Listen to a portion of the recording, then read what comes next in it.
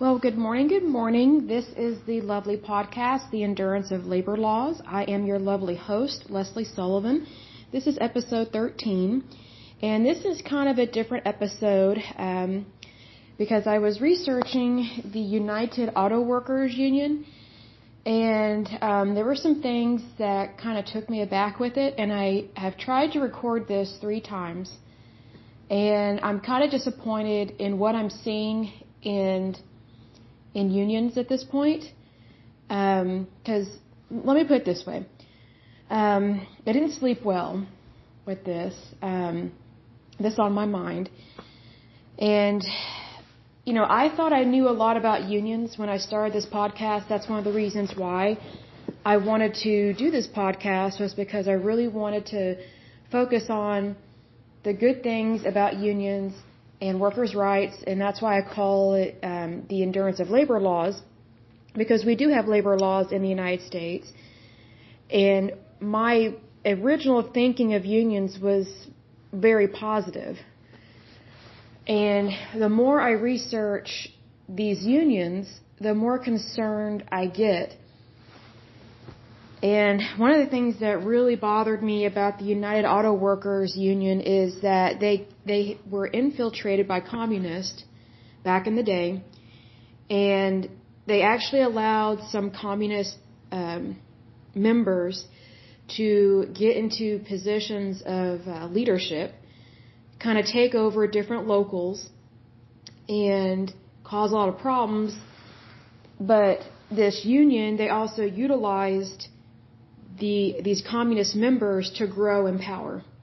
So even though this union tried to say they were anti-communism, because there was an anti-communism thinking back in the 40s and 50s, because we were coming out of World War II after 1945, and the United States was very much against communism because we knew about some things that were going on in the USSR at that time.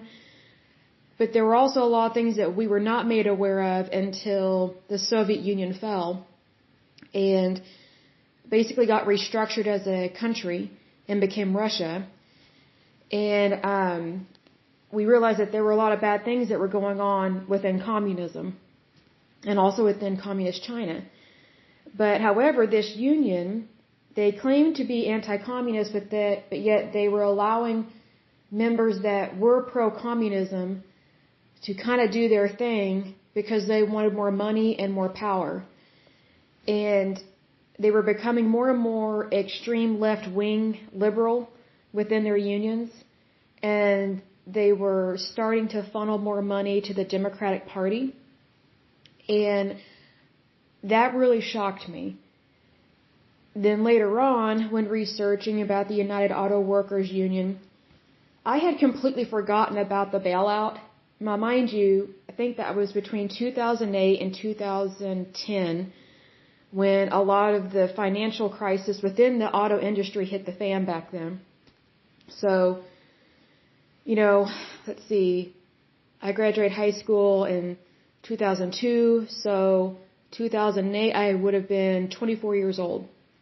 So I was not really aware of a bunch of union details in my 20s. And also because Oklahoma is an at-will state. So there were a lot of things that I did not know or understand about the auto industry in unions back in my 20s. And this is just stuff that I've learned over the years. But I do remember that I did not agree with the federal government bailing out the automakers, because most of the time, when you have a company that is failing, it is not the responsibility of the federal government to use our tax dollars, meaning my wages and your wages that are taken out of our paychecks that get sent to the federal government to be allotted out to different social welfare programs. It's not appropriate for the federal government to use our tax dollars to bail out any company when they are in financial distress, when they created their own mess. And the United Auto Workers Union and the auto industry, they created their own mess. They can try and blame it on the financial crisis, banks, other countries, fuel, oil, gas, whatever. They can use all these excuses. But, when you own a company and when you're part of an organization, you have two things that you really have to put at the forefront. That's accountability and responsibility. And neither one of those things were being taken seriously by the auto industry or the United Auto Workers Union. And they had not been taking good care of their industry for many decades.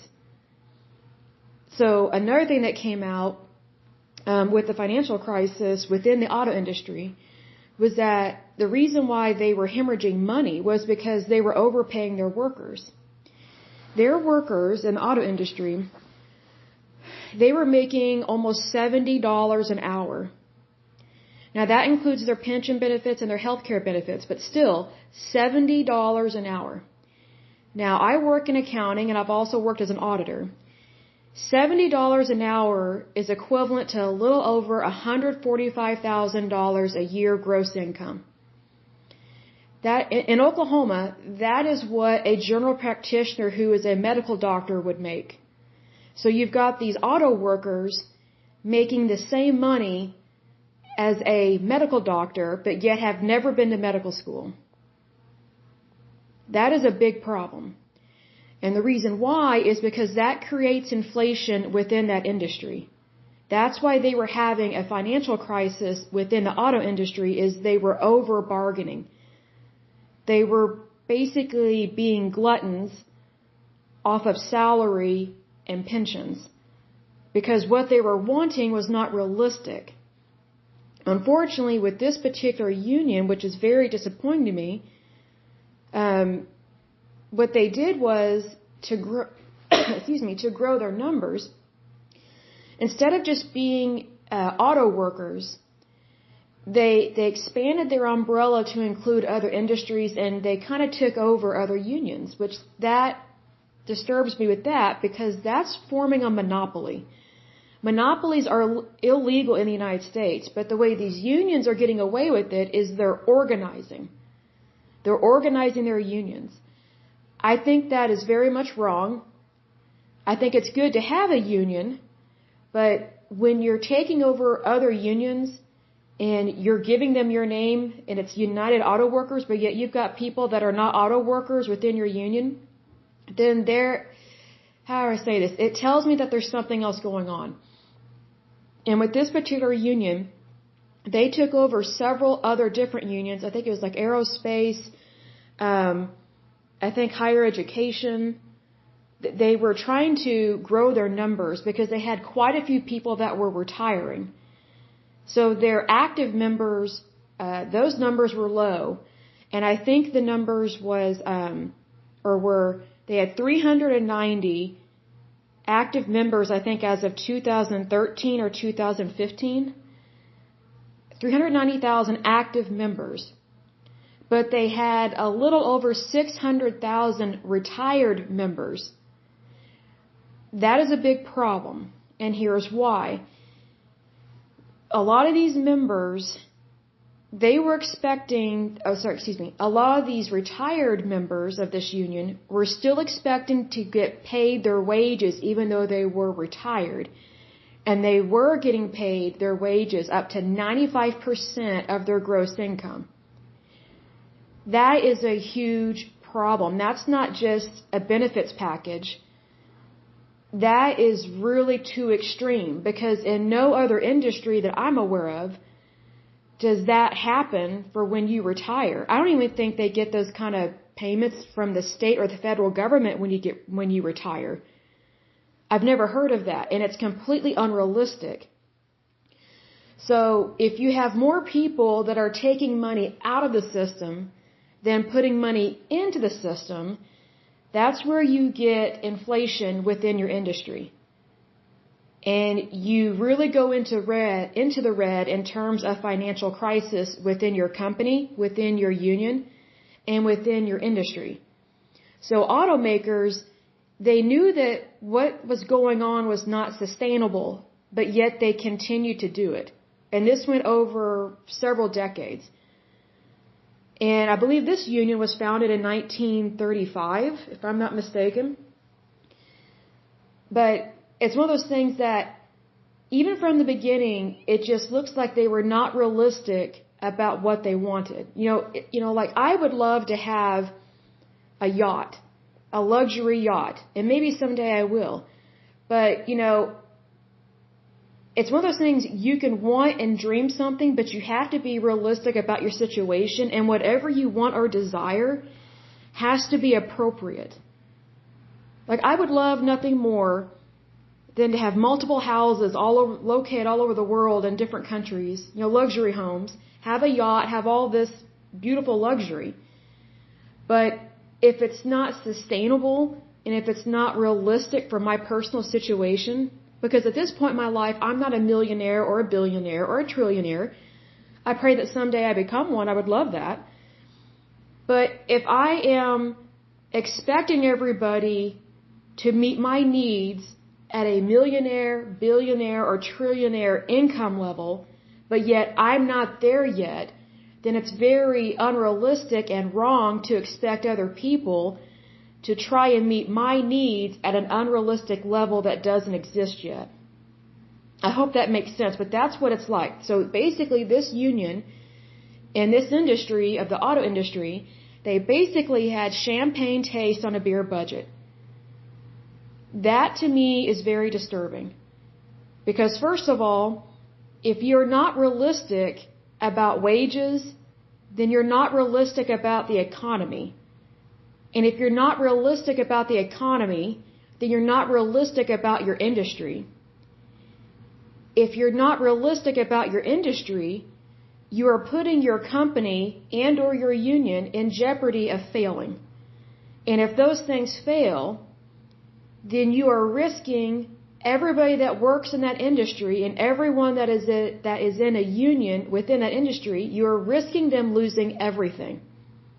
And I think this auto industry knew that, and I think this union knew that.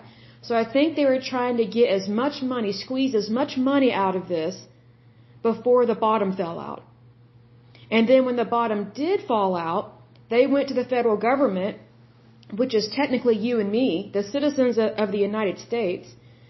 They basically come to us and say, gimme, gimme, gimme, we want more. Oops, we made a mistake, now we've got to file bankruptcy. I personally don't care. When someone needs to file bankruptcy, they've got a bigger problem than just filing bankruptcy.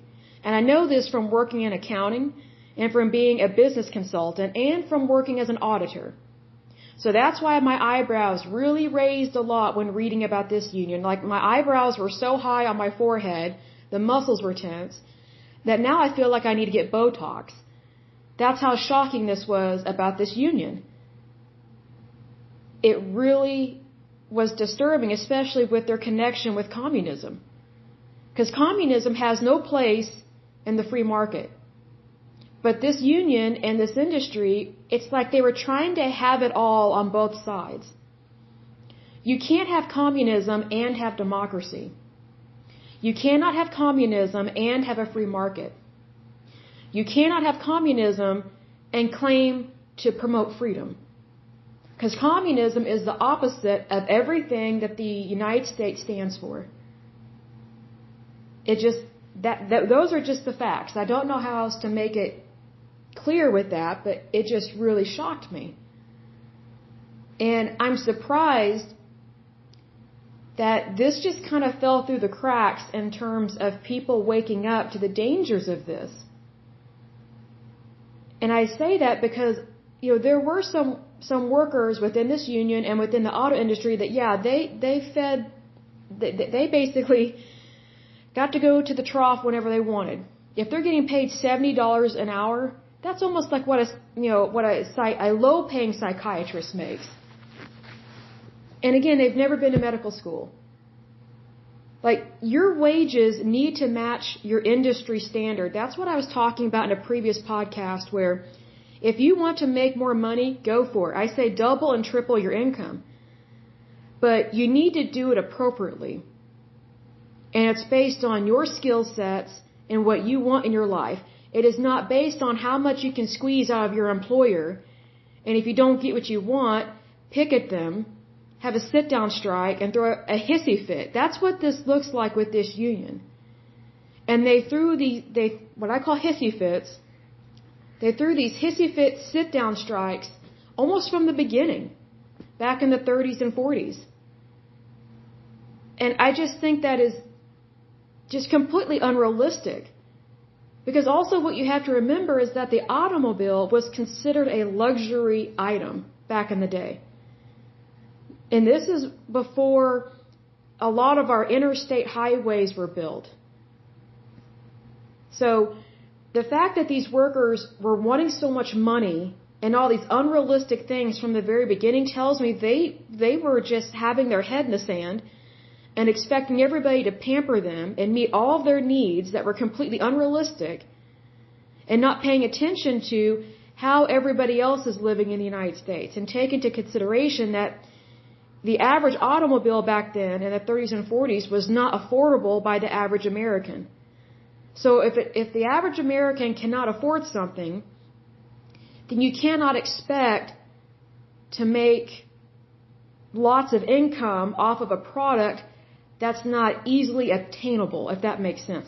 Like you have to be realistic economically speaking.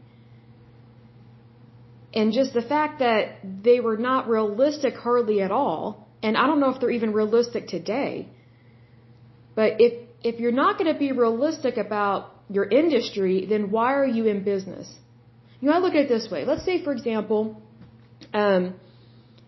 these higher-ups with these automakers, let's say they are hemorrhaging debt, they have filed Chapter 11, and they don't care to change their policies at all about their pay structure. They think that people that are retired should get paid 95% of their income, which that would be 95% of $145,000 per year per employee that's retired, that is no longer working. Let's say these higher-ups, let's say they go on the TV show Shark Tank, and they want one of those or several of those sharks to invest in their company, but yet their companies are completely failing. They're going to be filing Chapter 11 bankruptcy, and they have a sourpuss employment atmosphere where if their employees don't get what they want, they walk out or they strike, and they make these unrealistic demands, and it's almost always about money. And then also this industry, they also wanted to try and do the 30-40 rule, which is where you only work 30 hours a week, but you get paid for 40 hours of pay per week. Now just imagine if you're a CEO of one of these automaker companies and you're in that union and you're going to the Shark Tank and you're telling your story to one of these sharks or all of them, do you really think any of those sharks, those professional business people, professional business people who started their own businesses, they employ quite a few people, they understand money, they understand jobs, they help people provide for their families. These people are not morons. They understand things. Can you honestly say any of those sharks in the Shark Tank on that show would invest in any of those automobile industry corporations? Do you really think they would be okay with the average worker, or maybe the majority of the workers, making $145,000 a year in a machinery-type job, when in no other industry are workers paid that much? And their workers want to get paid the equivalent of a doctor, but yet they're not a doctor. And then they don't want to work full-time hours. They want to work part-time, but get paid full-time. And if they don't get their way, they plan on walking out on the job. Do you really think an investor of any kind, but especially the sharks in the Shark Tank, do you really think they're going to be okay with that? Let me be the first to say, no, they would not be okay with that. Because they know that that is not a very well-run company, and they are not going to invest in something that could possibly fail. And if you were to tell them, oh, by the way, we're having to file Chapter 11 bankruptcy, will you invest in us? The smart individual, which all those sharks are very smart, that's why they're successful, they would say, no, we're not going to invest in you because you obviously don't know what you're doing. You're not taking accountability for your finances. Big time. And they would probably ask you, have you ever done an audit? Have you tried to rectify these problems? Like, where is the problem coming from? Because you're bleeding out money somewhere, basically. And what those sharks will know is they will know that you're just looking for money, but you don't care to change. That is a big problem in this union. It's the biggest problem I have seen so far with all the unions that we've looked at. And I remember when this financial crisis within the auto industry hit the fan, my mouth just dropped. I was like, how could so many large companies in the United States be so poorly managed? And how could a union have so much power and just continue to do the wrong thing? When we have democracy, we have the free market. I guarantee you, if I'm not falling for it, the sharks for sure are not going to fall for it. And they're way older than me. I'm 37. I think most of them are in their 50s or 60s now because they've been on TV for a long time. But I mean, it's like if I know that this stuff is not good, I guarantee you investors that are way older than me are not going to fall for this. And they're not going to be for it. I don't know or care how the sharks vote. It has nothing to do with being Democrat or Republican. It's about being professional within your industry. And the United Auto Workers and these auto industry companies are not acting or behaving in a professional way, especially with their own finances, but yet they got a bailout from the federal government, which means you and me, the taxpayer, had to help these people that were living high off the hog. And that's just horrible. See, because our federal tax dollars, now, just as a reminder from previous podcasts, I am not a big fan of social welfare programs. However, if we do have them, which we do, if the federal government makes these promises that they're going to take care of people within those social welfare programs, which would include Medicare, Medicaid, Social Security, and a few others that I can't think of off the top of my head, then monies should not be allotted to private corporations. Private corporations are on their own. That's the whole point of having the private sector. So for the federal government to give federal tax dollars to private corporations instead of giving them to social welfare programs that we already have in place, I have a big problem with that. Because if the federal government is going to make these promises that they're going to take care of people that are listed and within the social welfare program, then those monies have no place being given to a private corporation that did not and does not care to do the right thing with money. They can't even handle their own money correctly. So why would anybody think that they could handle anybody else's money, much less the taxpayer money? It's ridiculous. Like, my mouth just dropped with this one. And then these memories came back of all these news stories I remember seeing on TV. And I wasn't a huge news watcher back then, and I'm not even now, but I remember this being a big deal in our country because guess what? It was a big deal. The federal government needs to learn to tell people no. That's probably going to shock some people, but the federal government needs to learn to tell private corporations no. If your company is failing, then that's on you. It's not on the federal government. Our tax dollars should not be viewed as a personal piggy bank for these large corporations that do not care to take accountability and responsibility for their actions, whether good or bad. Because I've met people on Social Security, welfare programs, Medicare, Medicaid, disabled veterans. They need more help than these corporate people. And I'm not against corporations. I think corporations are great, but when they start going to the federal government and expecting to get a bailout, I'm like, really? When are you going to put on your adult pants instead of acting like a baby wearing Pampers diapers? And you need to start acting responsible for your financial decisions. That's what an adult does. I'll give an example. Let's say, for example, you and I are in business together.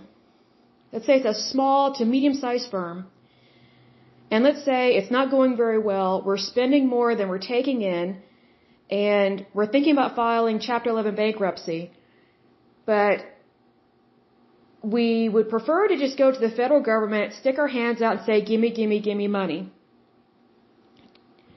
You know, do you really think the federal government is going to give us money when we're just a small fry compared to these huge corporations in the auto industry? No, the federal government is not going to give us a bailout. Because the federal government expects people like you and me, the small guy, the underdog, to figure it out.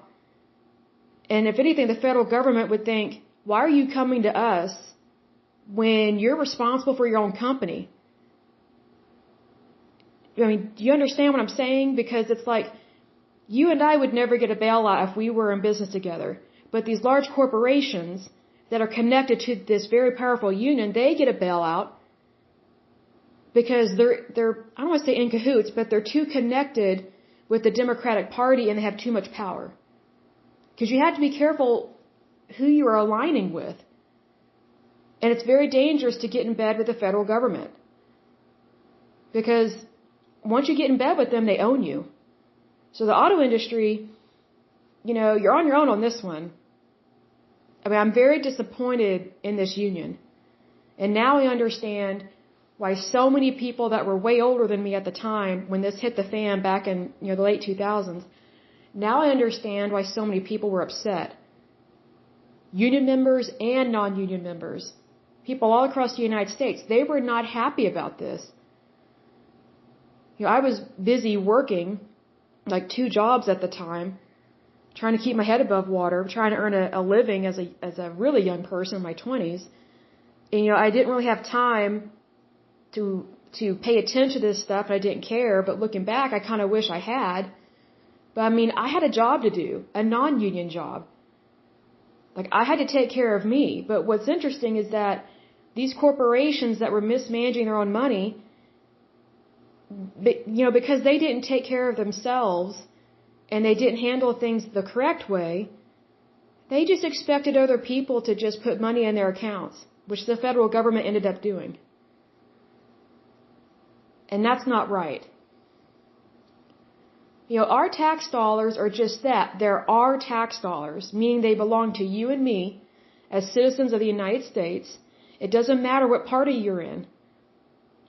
Because taxes are taxes. Revenue gets taxed equally. And if it's not being taxed equally, then we got a bigger problem than we realize. But we'll get to that, I guess, later in time. But, you know, everybody should pay tax and pay the appropriate tax. My personal opinion on taxes is that the tax rate should not be any higher than 10% on all income. Because I think if you're going over 10%, you've got mismanagement of money within the federal government. Big time. And you've got too many social welfare programs that are not being managed correctly. And they're not balancing their budgets. Because it's just basic math. It's basic math and arithmetic to balance the budget and figure out what's working and what's not working. You don't wait till you have a financial crisis, and that's what happened in the auto industry. They waited until they had to file Chapter 11 bankruptcy. Like, I don't think people understand that, you know, a financial crisis doesn't just happen overnight. It brews and accumulates over time. So the people, the higher ups, these executives within the auto industry and these unions that are under this one union, they just turned a blind eye to a lot of stuff, and they just wanted to continue their high-paying jobs, but not taking into account the economy and what people can purchase and what they cannot purchase. And, you know, they were not being realistic about their situation. And this happened for many years. So they really have no one to blame but themselves on that. And you know what's interesting is that, you know, how do I word this? The larger you grow in your company, or the bigger your company gets, or the bigger your organization gets, the more responsibility you're going to have on your shoulders, and you've got to be able to handle it. And if you can't handle it, you need to find good people, good advisors that can help you handle it. And to me, it looks like this union did not go to the right people to help them. And these automakers did not get the right people to help them.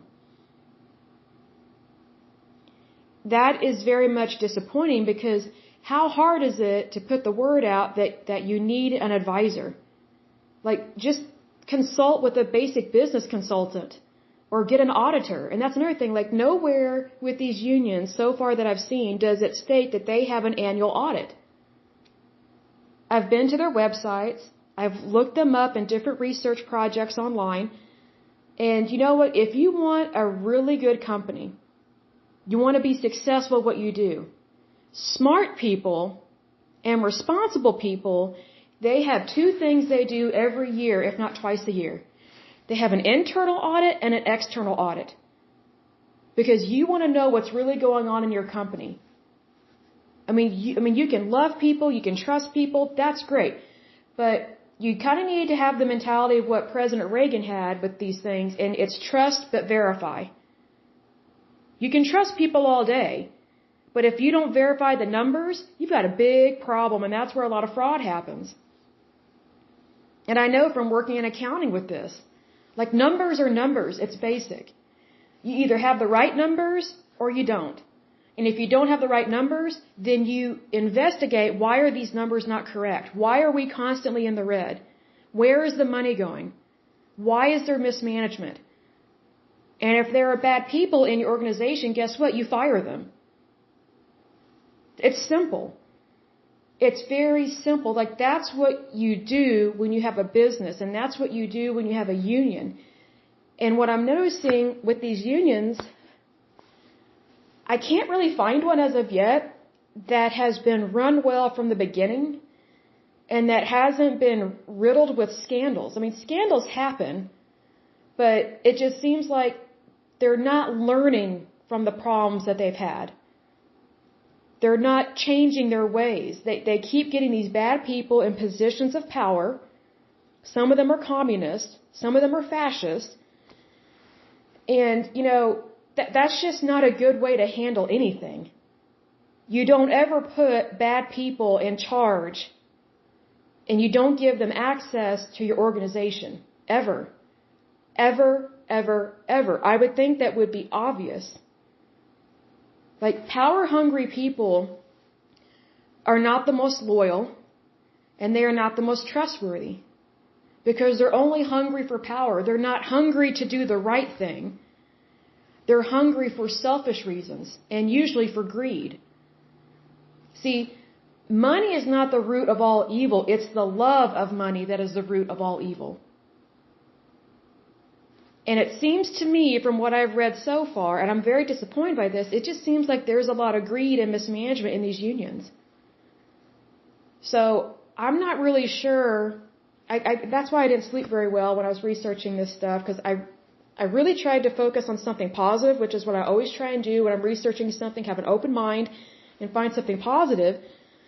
But I'm just not, at this point, as pro-union as I used to be, because I literally did not know a lot of this stuff, because my impression and what I thought of a union was, oh, they're pro-workers' rights, and I'm thinking at it from a point of view of my own personal experience, where I've had some really tough jobs, I've had some very unpleasant work environments, and there were times I thought, man, if I was in a union, maybe that stuff wouldn't have happened.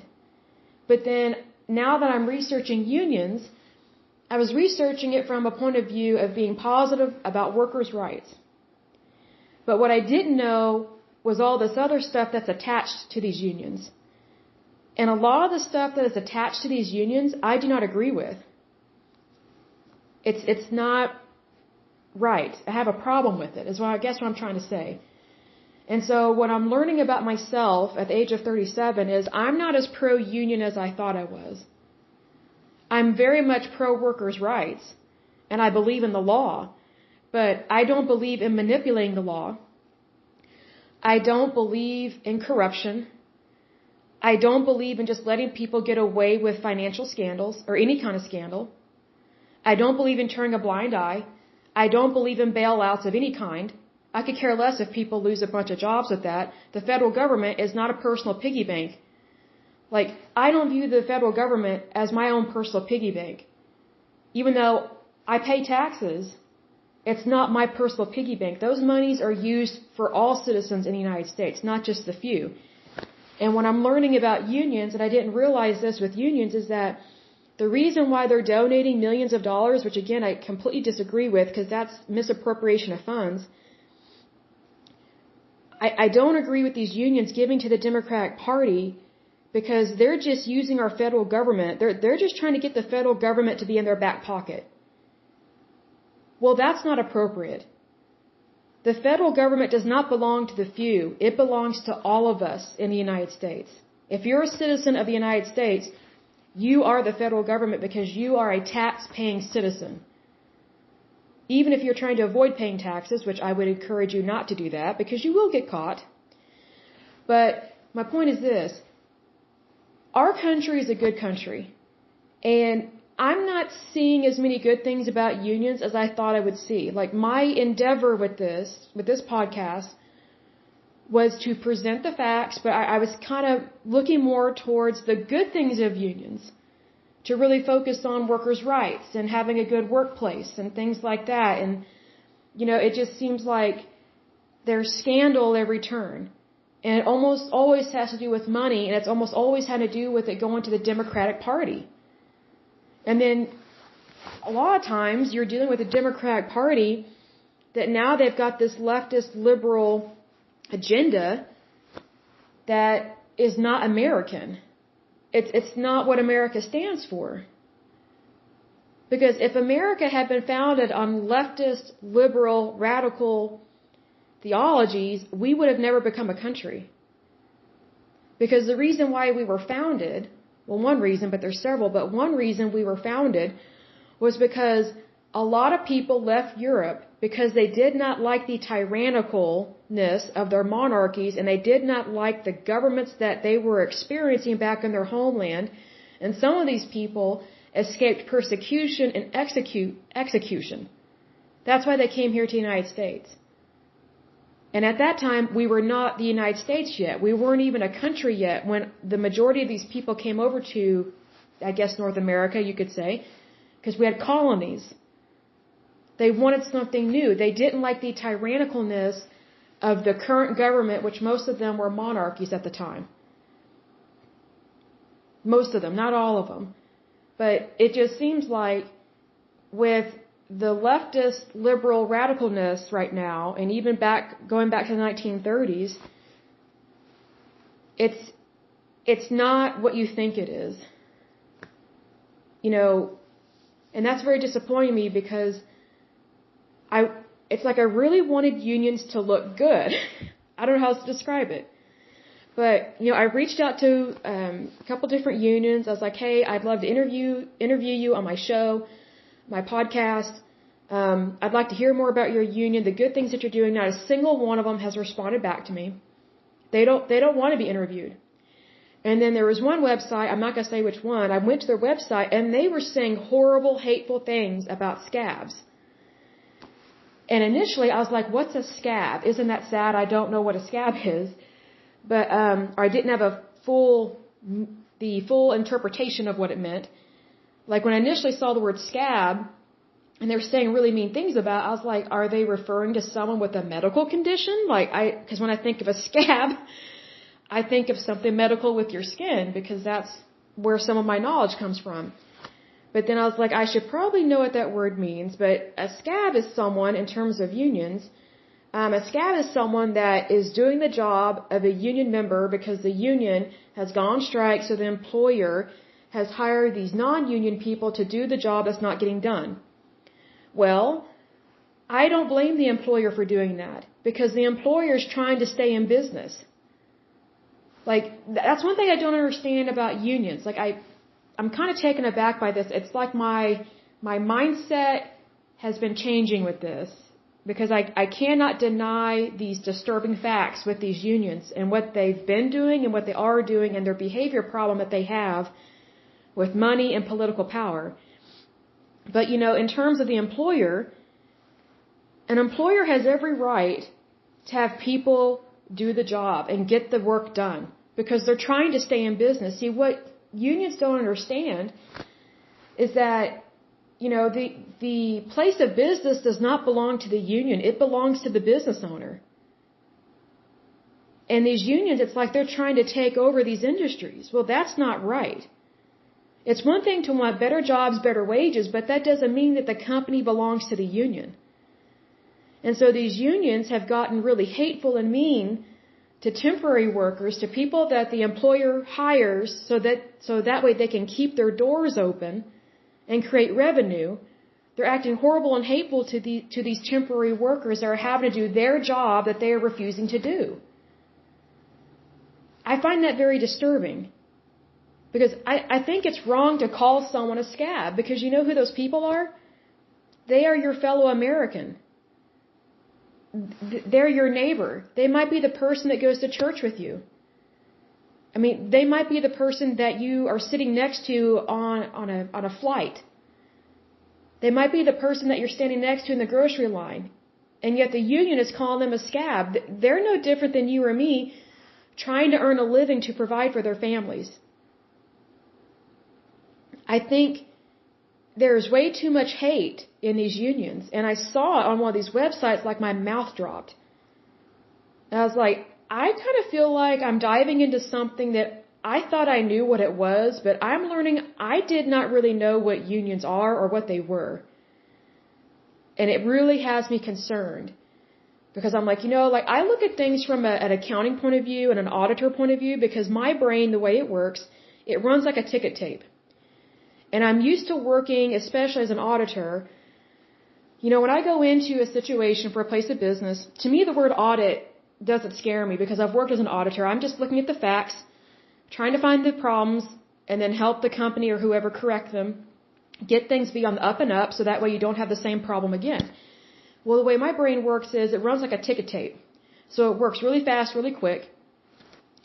And so when I clicked on this link to go to this website of this one particular union, not the UAW, but a different one, I was shocked at the hate that was on this website. And it was geared at people that they call scabs. And I just thought, how could anybody be for such a hateful organization? Like, just to have that kind of hatred towards your fellow man or woman. I just don't get it. And I think it's wrong. Because, if you put the shoe on the other foot, what if I had that kind of hate for someone that was in a union? It wouldn't be right. We're not supposed to hate each other. We're actually supposed to love each other. I am a Christian, and so my faith tells me I owe no man nothing but to love him. And within that love is kindness, dignity, and respect towards your fellow man. And when I say your fellow man, that means man, woman, or child. It basically means the entire human race. So just because I have a personal agenda or something that I really believe in, that doesn't give me permission to be hateful to anyone. If anything, it's my responsibility to practice that due diligence and practice goodness and kindness all the days of my life. And I'm noticing the more I research these unions, there's not a whole lot of kindness associated with them.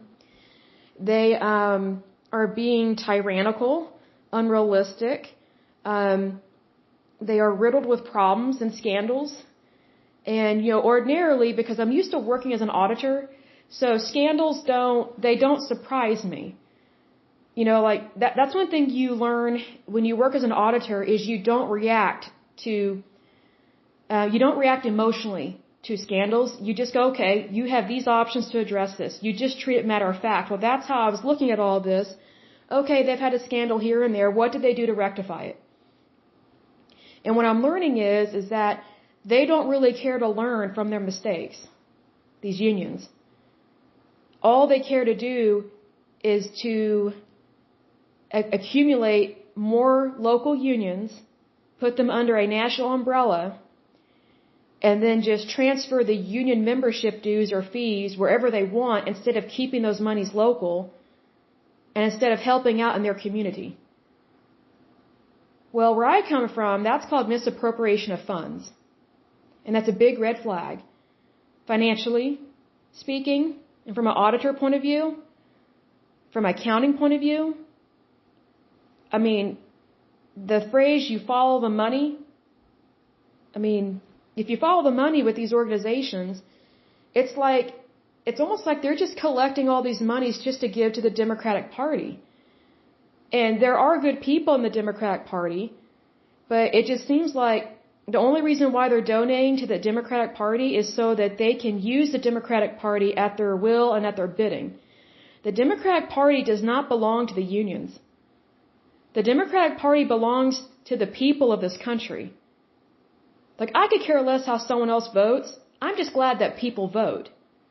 Like, whenever we have elections, this is a side note, whenever we have elections, whether state, local, or at a national level, I always look and see, okay, what's the population density of the area and how many within that population voted? I like to look at the stats. And I really love to see, regardless of how the election turned out, I mean, we always want our person to win, but more importantly, what I look at is how many people actually did the right thing and got out and voted. Actually let their voice be heard, because regardless of whether they agree with me or not, it's important that everybody's voice be heard as a citizen of the United States and that you get out and vote.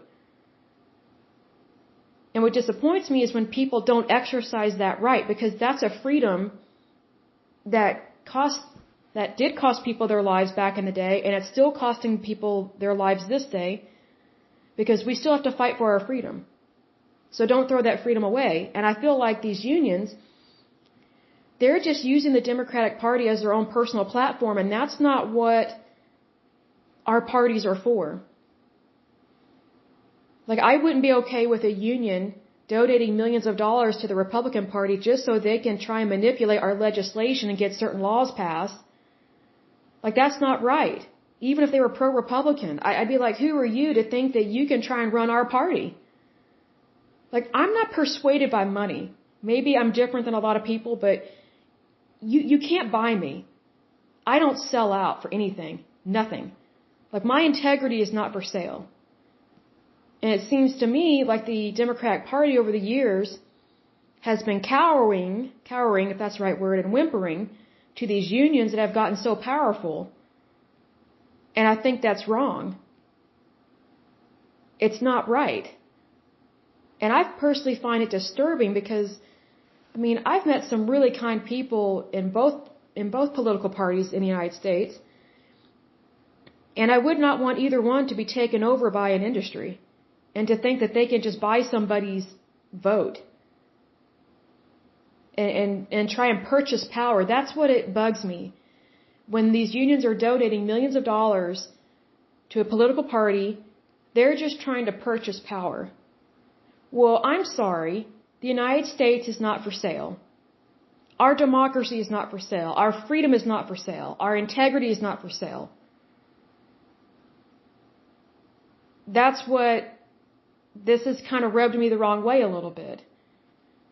I'm still pro workers' rights, but at this point, I'm not really sure where I'm going to go with these podcasts in terms of looking at these unions. And that very much disappoints me because I really had to wrestle with this, because initially I was just going to do my usual kind of podcast where I just go over the history of the union. But I'm one of those people that I listen to my conscience. I don't know how many other people do that these days, considering what I've read, but I just couldn't in good faith continue to say that I'm pro-union. Because when I look at it from a legal perspective and from a moral perspective, I just can't really say I'm pro-union anymore. And I'm surprised to say that in myself, because I really thought I knew and understood unions when I started this podcast. I really did. But I realized that I was very ignorant and uneducated, and I did not know the facts.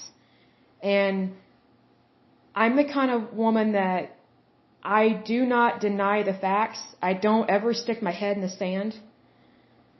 Because if you stick your head in the sand and if you deny the facts and you don't want to look at what is blatantly right in front of you, then you've basically sold out your integrity. And I'm not that kind of woman. I wasn't raised that way. And I live my life in a very upright, moral manner, and for good reason. And it's because of the faith that I practice, but also I believe in the United States and I believe in our society. and I believe in doing the right thing. Like even when, I've always been a Christian, but even when I wasn't really sure about my faith and, what particular form of Christianity I wanted to practice, even when I wasn't going to church when I was younger, in my 20s, I didn't go very much, I still knew right from wrong. I didn't just take a break from morals and values just because I wasn't going to church. Even back then, I didn't sell out my integrity, and I just feel like if I continue to promote unions, but yet I see the problems with them, then I'm selling out my integrity and I'm not standing up for what's right, because my God and my country come before my own personal agenda. And I feel like with these unions, they're putting themselves first, they're not putting God first, and they're not putting their country first. And even if they don't believe in God, they're still not putting their country first. Which tells me they don't really care about their neighbor. They don't care about other people outside their union. They don't really care about other people that work in other industries. And that's a very selfish and cruel way to view society and to live that way. Because my work is just as important as anybody else's. But I don't view my labor as more important than somebody else's. Like, I don't put myself on a pedestal. But it seems like these unions, they put themselves on a pedestal, and then when something bad happens, they say, oh, woe is me, look at us, we're always the victim. Actually, they're not. Like, if something's not going right in the workplace, in the workforce, more than likely it's affecting the entire country. So it's not just the few that are being affected, it's actually the majority. But yet, these unions, they're acting like, because they're the few, that they're more important than everybody else's labor and everybody else's workplace and everybody else's wages. I mean, who wouldn't want to make $70 an hour? That's an awesome goal. I say go for it. But if it's not realistic within your industry, and if it's not sustainable and affordable, then you've got to find a way to make it realistic, to make it sustainable, and to have it be a positive, worthwhile investment that pays for itself. But if it can't pay for itself, then it's not doable. And if it's not doable, then it's not the right investment for you, for your company, or your country. That's my point. And I'm speaking from an accounting point of view, from a legal point of view, like obeying the laws, and I'm looking at it from an auditor point of view. Because it really bothered me what I was reading with this one. That's why I didn't sleep well. I haven't slept well for like 3 nights because of this. And I had to pray about it. I really did. And for those that don't pray, Christians, we pray. At least they should pray. If they don't, then they're kind of missing out on a very important part of talking to God. But it really bothered me because my original intention of creating this podcast was to really promote unions, because I believe in unions. And now I'm not so sure anymore. I can't say I'm pro-union anymore. And that's one of the things that really bothered me. Because I thought I knew what they were. I thought I knew what their intentions were. I thought I knew, but I did not. And I learned something about myself. I realized that I was very ignorant and that I did not know what I was talking about. I did not really know what I believed in. Like, you can have this kind of, what's it called? Looking at something through rose-tinted glasses. But I'm a very factual person. I'm very factual, right, wrong, yes and no, black and white. I prefer to look at things from a statistical, accounting point of view. I also love medical science. I love science in general. And when something is looking you right in the face and it's not good what you're seeing, you have to call a spade a spade. You have to be honest about it.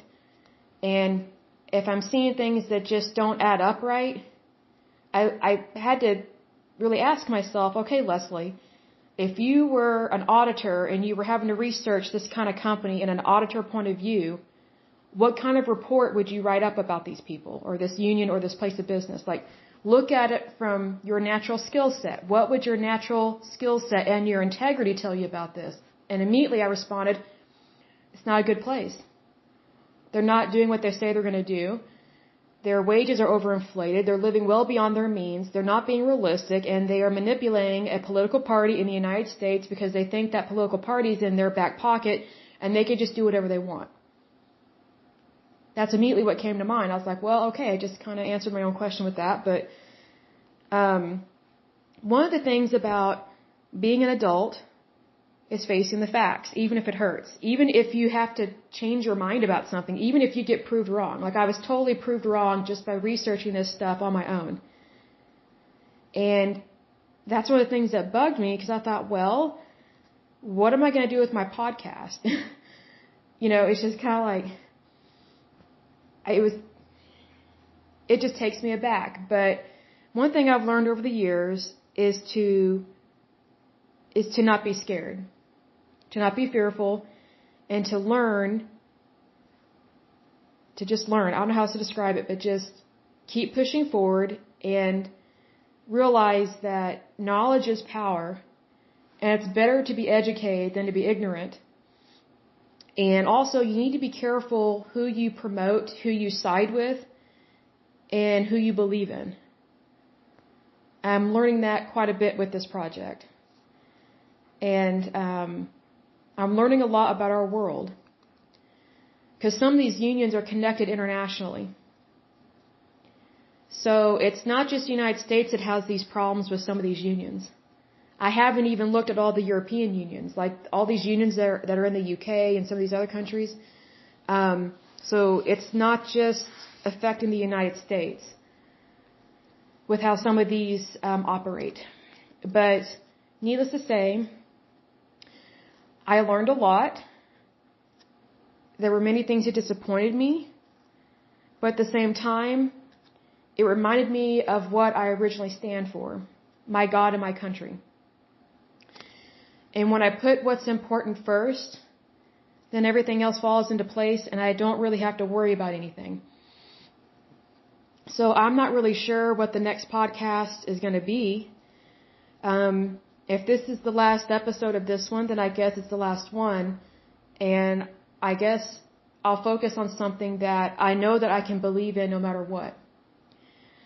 So, not really sure where it's going to go from here. But needless to say, every day is a new journey, even if we didn't get what we wanted, even if we learned something new about ourselves, and even if we learned something new about an industry that didn't really seem right, or if it's disappointing. But I will definitely just keep pushing forward, because that's what I always do, even in things that are disappointing. So one of the things I thought of when I was praying about this was maybe I could do a podcast about the Constitution.